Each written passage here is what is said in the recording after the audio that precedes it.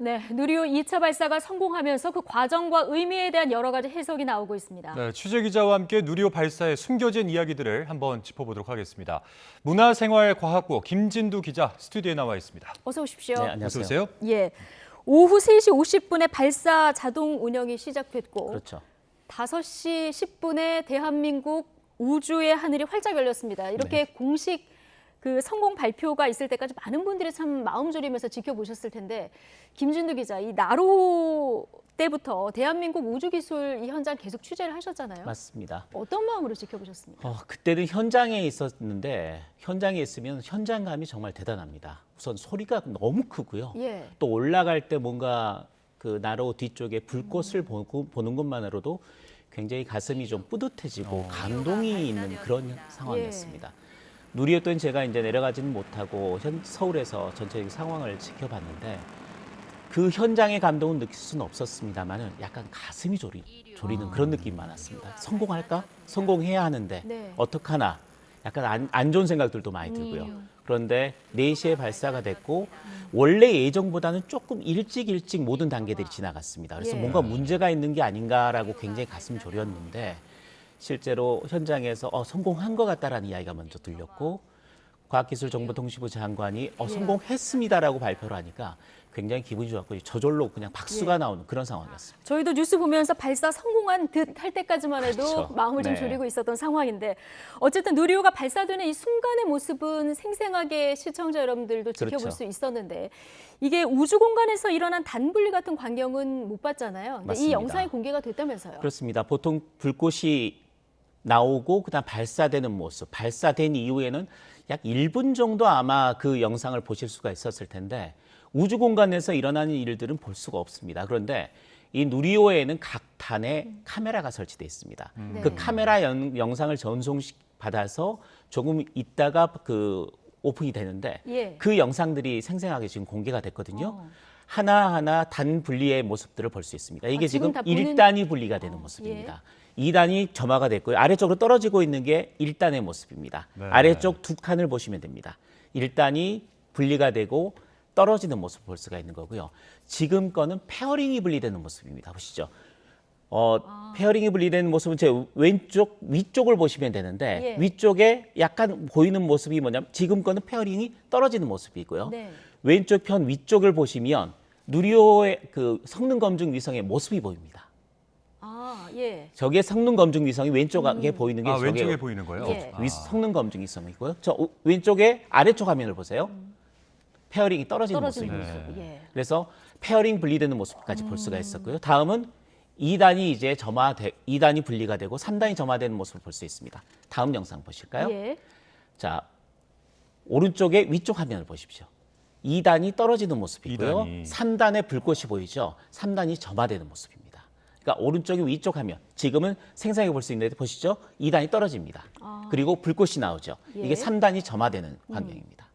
이제 마지막 장면이 되겠는데 위성이 이제 분리되는 순간입니다. 왼쪽 보시죠? 성능 검증 위성이 먼저 나갑니다. 네. 그리고 오른쪽에 있는 다시 왼쪽에 보이시죠? 하얀색으로 보이는 게 1.3톤 무게의 위성 모사체가 보이고 있습니다. 그 오른쪽을 보실까요? 그 발사체 아래쪽으로 보면 파란 지구 모습 보이고요. 예. 흰색의 구름까지 같이 보이는 모습 볼 수 와, 있습니다. 이런 영상을 지금 실제로 볼 수 있다는 게 굉장히 신기한데. 그렇죠. 카메라를 달아서 그 카메라 전파를 받아서 예. 나중에 가공한 뒤에 지금 제공하는 영상입니다. 그러면은 지금 궤도에 안착한 성능 검증 위성은 지금 궤도를 돌고 있는 이런 그렇습니다. 상황인 겁니까? 700km 고도를 초속 7.5km의 속도로 진입을 했기 때문에 중력 가속도를 거스르면서 계속해서 지구 궤도를 돌고 있는 상황입니다. 예. 그래 저는 근데 그 발사 직후에 네. 이게 뭔가 잘못되는 건 아닌가 하는 그런 순간이 있었거든요. 직접 보셨나요? 아니 뭐 저도 뭐 생중계를 통해서 봤는데 네네. 한 2분 정도 지났나요? 그때 뭔가 이 화염을 내뿜고 있는 와중에서 하얀 이렇게 기체가 뭔가 보이는 장면을 제가 목격을 했거든요. 저도 그거를 화면에서 봤는데 굉장히 네. 깜짝 놀랐습니다. 나로호 때 한번 그 나로호가 폭발하는 순간이 있었거든요. 예. 그래서 이게 갑자기 흰 연기도 많이 나고 해서 이게 어떤 게 된 일이냐, 정말 문제가 생긴 거 아니냐라는 생각을 했었는데 네. 지금 저 광경입니다. 지금은 1단이 거의 연소를 종료하는 순간이고 흰 연기들이 서서히 나오고 있습니다. 여기까지는 괜찮습니다. 왜냐하면 네. 불꽃이 충분히 보이고 있는 거죠. 조금 더 지나면 흰 연기가 좀 줄어들면서 불꽃도 점차 약해집니다.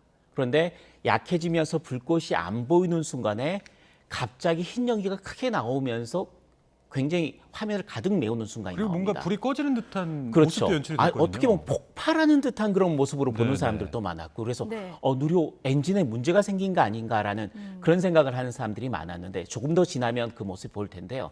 그게 1단이 가장 강한 추력을 가진 엔진입니다. 근데 1단이 계속해서 올라가는 순간에는 그게 끝까지 올라갔을 때는 2단이 점화가 되고 위로 올라가야 될 때 추월하면서 부딪히는 사고가 있을 수 있습니다. 과거에 그런 사례가 있었기 때문에 1단이 꺼지는 순간에 역추진을 1초 동안 합니다. 아, 역추진을. 그렇죠. 그래서 빨리 2단으로부터 멀어지게 하는 현상을 그런 과정을 일부러 만들어 놨거든요. 네. 그것 때문에 굉장히 많은 연기가 나면서 뭔가 일이 벌어진 것 같은 그런 예. 상황이 있었는데 그거는 자연스러운 과정이었고 별 문제 없이 1단과 2단이 완벽하게 분리됐습니다. 네, 아마 두 분뿐만 아니라 오늘 보시는 시청자 여러분들이 처음으로 긴장했던 저도 이런 깜짝 놀랐어요. 마음이 예, 그런 순간이 내려앉았습니다. 아니었나 네. 싶은데 자, 이 누리호가 지난번에 절반의 성공을 거뒀고요. 네. 두 번째 발사만에 성공을 한 건데 실제 위성을 싣고 발사를 한 건 이번이 처음 아니겠습니까? 이거 맞습니다. 굉장히 대단한 거죠. 대단하다고 볼 수 있는 게 예. 우리 자력 기술로 개발했습니다. 다른 나라에서 지금 우주 기술은 전수를 해주지 않습니다. 예. 위성 기술도 그렇지만 특히 발사체 기술은 전략 무기, 즉 ICBM 무기로 전용될 수가 있기 때문에 엄격하게 금지가 되어 있습니다. 따라서 이 발사체 기술은 순수 기술로 하나하나씩 배워가면서 만들어야 되는 기술입니다. 미국이나 소련 같은 경우 처음에 우주 개발 양대국이 붙었을 때도 처음 발사체 기술을 개발하면서 올라가다 폭발하는 순간도 많았고요. 발사돼서 폭발하는 순간도 있었습니다. 그 기술이 어느 정도 정립된 뒤에야 발사 성공률이 획기적으로 높아진 거였고요.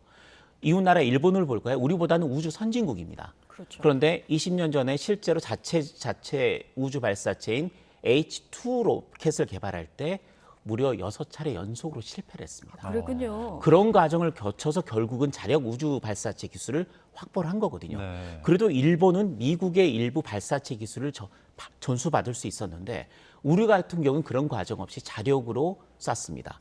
1차 때는 모의 발사체를 해서 실패를 했고요. 2차 때는 실제 위성을 실었습니다. 두 번 만에 성공한 것은 어떻게 보면 우주 개발사에서는 기적이라고 부를 정도입니다. 기적. 네. 예. 그러니까 그동안 우리나라가 이제 위성을 쏘아 올리려고 했다라면은 네. 외국 발사체를 이용을 했었을 거 아니에요. 우리 게 없으니까요. 그렇죠. 네. 근데 그럴 때마다 이용료를 냈어야 했을 텐데 굉장히 많은 돈을 냅니다. 이제 그러니까 앞으로는 그럴 일이 없어도 된다라는 말씀 아니겠습니까? 그렇죠. 자력 발사체를 가졌기 때문에 그럴 필요가 없는 거죠. 근데 그런 구체적으로 여기에 대한 어떤 경제적인 이득 이게 추산된 게 있습니까? 혹시? 계산을 한번 해볼까요? 네. 실용급 위성, 그러니까 아리랑 정도의 수준의 위성을 쏘기 위해서는 적어도 300억, 400억 정도가 한 듭니다. 번에? 네. 우리 천리안 위성이나 통신 위성 같은 걸 쏘려면 1000억 정도가 듭니다. 아, 그런데 누리호를 개발하는데 얼마가 들었냐면 2조 조금 넘게 들었습니다. 그렇다면 천리안 같은 위성을 쏘는 건 한 20번을 쏠 수가 있는 거고요. 그러니까. 그렇죠? 예. 아리랑 같은 위성은 한 70번 정도 쏠 수 있습니다. 그런데 그렇게 쏠 수 있다면 이렇게 쏘면 되는 거 아니냐? 예. 우리가 필요할 때 그 정도의 비용을 주고 쏘면 되는 거 아니냐? 굳이 2조 원의 비용을 들여서 개발을 하고 완성시키는 그때까지 또 여러 번 발사를 해야 되며 발사할 때마다 또 만들어서 해야 하기 때문에 전체적인 비용은 이보다 훨씬 더 많이 드는 게 아니냐라는 이야기들도 있습니다. 예, 예. 그런데 우리가 쏘군다고 했을 때 항상 다른 나라에 쏴줄까요? 우리가 그렇지 않을 정말 수도 필요한데 급박하게 쏴야 할 때 그 외국 발사체가 우리 사정을 들어줄까요? 예. 그러진 않습니다. 그리고 정말로 우리 발사체, 우리 위성을 잘 쏴줬던 나라가 우리나라와 적대적인 관계가 됐을 때 우리 위성을 쏴줄까요? 쏴주지 않습니다. 그러니까 식량 안보라는 말은 들어보셨을 겁니다. 로켓도 로켓 안보가 거기에 작용을 합니다. 예. 우리 자력으로 발사체를 보유해야 되는 이유가 있습니다. 우리가 원할 때 우리 땅에서 우리 위성을 쏴 보낼 수 있어야 된다는 얘기죠. 아, 이제는 또 네. 반대로 다른 나라의 위성을 대신 쏴주면서 그렇죠. 돈을 받을 수도 있는 상황인 경제적인 거잖아요. 이득에선 또 그런 부분이 필요합니다. 스페이스X나 이런 쪽 그 미국에 있는 우주 기업도 자체적으로 네. 발사체를 확보를 한 뒤에 지금 우주 정거장까지의 나사 일을 대행을 하고 있거든요. 또 많은 위성을 쏘아 올립니다. 그러면서 많은 경제적인 이득을 얻고 있기 때문에 예. 우리나라도 그런 부분까지 고려한다면 경제적인 이득은 다른 나라 발사체로 쏘는 것보다는 훨씬 뛰어나다고 볼 수가 있겠죠. 빌려줄 수도 중장기적으로. 있으니까. 네. 그렇군요. 이 경제적 이득 생각해 보면 뭐 앞으로 어마어마할 것 같은데 이번에 날씨도 많이 좋았습니다. 이게 장마 소식이 전해졌잖아요. 그래서 네. 좀 긴장을 했는데 오늘 날씨가 굉장히 좋았습니다. 아주 좋았죠. 네. 근데 장마 예보가 있었습니다. 이게 날씨 때문에 상당히 왔다 갔다 했었습니다. 저는 이번에 날씨가 신의 한 수가 됐다라고 제가 표현을 했는데 잠깐 보실까요? 예. 처음 나로 발사는 14일에서 14일 이송 15일 뭐 이런 식으로 됐었습니다. 14일 이송 15일 발사였어요. 근데 그렇죠. 예. 강풍으로 인해서 하루씩 연기가 됐습니다. 예. 15일 이송, 16일 발사가 됐던 거죠. 근데 15일에 이송을 했는데 레벨 센서에 문제가 생겼습니다. 예. 그래서 발사가 중단됐습니다. 그리고 조립동으로 다시 돌아갔죠. 그런데 하루 만에 고쳤습니다. 고쳐지면서 다시 날짜를 잡았는데 20일 이송, 21일 발사가 됐죠. 그런데 기상청이 20일부터 여름 장마 시작이라는 예보를 낸 겁니다. 이 때문에 항우연이 굉장히 곤혹을 치렀습니다. 예. 왜 장마 때 굳이 발사를 하려고 하느냐? 날씨 좋은 가을철에 발사하면 훨씬 좋지 않느냐? 근데 또 마냥 기다릴 수도 없잖아요. 그렇죠. 그게 예. 문제였는데 어쨌든 항공우주연구원에서는 여름 장마 시작되지만 약간 변수가 있기 때문에 이때 쏘겠다라고 추진을 했습니다. 그런데 예상 밖으로 15일, 16일 발사, 15일 발사나 16일 발사 예정했던 것보다도 훨씬 날씨가 좋았다는 거죠. 장마 전선이 제주도 부근에 머물면서 공쪽으로 올라오질 않은 겁니다. 이 때문에 오히려 미뤄진 것이 훨씬 좋은 날씨 조건에서 발사가 이루어진 우리 누리호를 위해서는 신의 한 수가 됐다. 저는 이렇게 평가를 합니다. 예. 그래요. 근데 이번에 그 발사 성공과 관련해서 또 기술적으로 의미가 큰 부분 중에 뭐 콜라캔을 찾으시는 분들이 계시더라고요. 네, 그게 맞습니다. 어떤 부분인가요? 우주 개발에는 굉장히 많은 예산이 됩니다. 누리호에도 2조 넘는 돈이 들었잖아요. 그런데 이 우주 기술을 개발하는 과정에서 상업적으로 굉장히 많이 쓰이는, 굉장히 잘 쓰이고 굉장히 많은 이익을 내는 기술들이 개발되기도 합니다. 네. 대표적인 예가 콜라캔이라고 말씀을 드렸는데 우주 발사체를 보시면 가운데가 둥그렇고 길지 않습니까? 네. 거기에 연료나 아니면 산화제 같은 게 들어가는 통이 있어야 되거든요. 네. 근데 과거는 이걸 어떻게 개발을 했냐면 굉장한 강철 기둥을 안을 깎았습니다.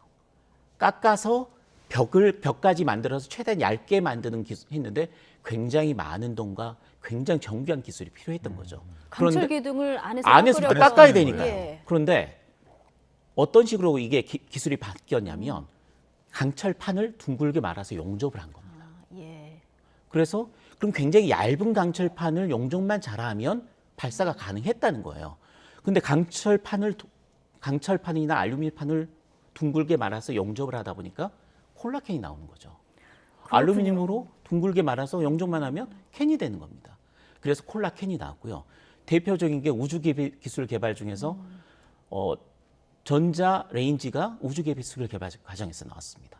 또 골프채에 많이 쓰이는 텅스텐이나 그런 소재들이 대부분 우주 기술 개발 과정 중에서 나온 겁니다. 우리 생활 속에서 쓰는 기술들이 여기서 나온 상당히 것들이 굉장히 많군요. 많은 예. 기술들이 그렇게 우주 기술 개발 과정에서 나온 거고 예. 그런 기술들을 스핀오프 기술이라고 합니다. 그렇군요. 그러니까 자체 말고도 그렇게 기술 개발하는 과정에서 나오는 기술들이 상업적으로 엄청난 효과를 내는 기술들이 많기 때문에 우주 기술 개발을 우리가 놓을 수는 없는 이유 중에 하나입니다. 예, 마지막까지 속썩였던 것도 이 산화제 탱크의 균열 아니었습니까? 맞아요. 네. 이런 것들을 보완하면서 발전하다 보니까 이제 캔도 나왔고 그렇죠. 이런 설명을 드릴 수 있었는데 이번 발사에 대학생들이 직접 제작한 큐브 위성도 지금 실려 있는 것으로 전해지고 있는데 지금 큐브 위성도 위성 돌고 있는 거죠? 큐브 위성이 따로 나와서 도는 건 아니고요. 네. 큐브 위성은 성능 검증 위성이 캥거루라면 그 안에. 그 안에 들어 있습니다. 예. 그러니까 성능 검증 위성 안에 4개의 큐브 위성이 들어가 있고 그 큐브 위성은 같이 지금 돌고 있습니다. 예. 그래서 성능 검증 위성이 궤도에 안착을 어느 정도 하게 되면 앞으로 일주일 정도 뒤에 그 큐브 위성이 하나씩 툭툭 튀어나옵니다. 이틀에 한 번씩. 이틀에 한 왜냐하면 번씩. 큐브 위성이 튀어나갈 때는 성능 검증 위성도 작용 방작용 원리 때문에 튀어나가는 힘 때문에 비틀거립니다. 네. 근데 다시 자세를 잡아야 그렇죠. 되는 겁니까? 자세를 잡는 과정이 필요한 예. 거고 그걸로 하나를 쏠 때마다 이틀 정도 자세를 제대로 잡고 다시 쏘는 그런 과정을 거쳐야 됩니다. 그래서 앞으로 보름 정도 돼야지 큐브 위성이 모두 우주 궤도에 들어서고 실제로 작동하는지는 그때 확인을 해봐야 됩니다. 우리 대학생들은 이 뭐 위성 성공에 이어서 계속해서 이 큐브 위성이 잘 안착이 되기를 바라고 있을 텐데 모든 연구진들, 그다음에 위성 수신하는 위성 기지국에 있는 연구원들 모두 오늘 웃었습니다. 네. 그리고 과학기술정보통신부도 오늘 웃었고요. 대부분의 국민들도 오늘 웃었는데 아직 웃지 못한 사람들이 대학생들만. 대학생들입니다. 아직까지는 일주일, 최대 보름 정도는 더 기다려야 되는 사람들이 대학생들이고 하지만 대학생들답게 도전의식이 있고 또 직접 제작을 한 큐브 위성이기 때문에 애착을 갖고 있기 때문에 네. 충분히 기다리면서 큐브 위성이 기능을 작동하기를 지금 기다리고 있습니다. 네. 너무 대단하다 이런 생각이 드는데 네. 오늘 남극 세종기지하고 첫 교신을 했잖아요. 네. 내일 새벽에도 어떤 교신이 있습니까? 그렇습니다. 남극 세종기지에서 교신이 성공을 했고 그 이후 1시간 정도 좀 지나서 대전 기지국가도 지상국가도 교신 성공을 했습니다. 네. 지금은 오늘 이루어진 교신 같은 경우는 나 여기에 있고 너 나 잡았니? 라는 이야기입니다. 아주 기본적인. 그렇죠. 예. 위성 제대로 잡았지? 너 나 알 수 있지? 이걸 지금 둘이 체크를 한 거고요. 내일 새벽이 되거나 내일 오전이 되면 너 확실히 잡았어. 그런데 너 자세 이렇게 한번 바꿔볼래? 라는 신호를 내리면 이 위성이 그대로 행동을 해야 됩니다. 아, 내일은 좀 더 구체적이 그렇죠. 되는군요. 자세 제어를 구체적으로 한번 실행을 해보면 예. 이 위성을 확실히 우리가 장악을 했고 우리가 의도하는 대로 쓸 수 있구나라는 것까지 확보가 되면 확신이 하게 되면 그때 성능 검증 위성은 완벽하게 제 임무를 성공을 했다 이렇게 볼 수 있습니다. 예. 어쨌든 모든 과정을 지금 우리 기술로 완성을 했기 때문에 더 의미 있는 성공인데 오늘 그 뒷이야기까지 굉장히 재미있게 들었습니다. 김진두 기자였습니다. 고맙습니다.